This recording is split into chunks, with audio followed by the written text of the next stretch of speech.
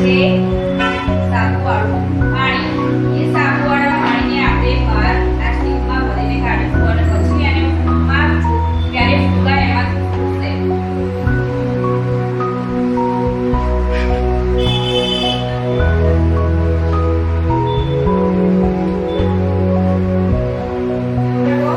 આ છે કાચનો ગ્લાસ. એની અંદર શું ભરેલું છે? પાણી. શું છે? પાણી. હવે આ ચૂલો છે.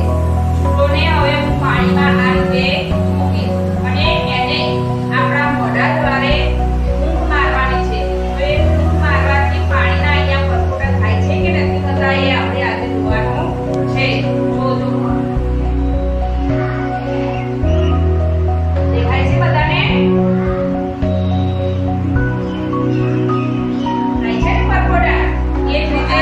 ડોલની અંદર પાણી ભરેલું છે અને આ ફુગ્ગો છે તો ફૂલાડેલો છે અને હવે આપણે આ પાણી ભરેલી ડોલ છે ને એની અંદર આપણે ફુગ્ગાને ડુબાડી અને પછી છોડી દઈશું.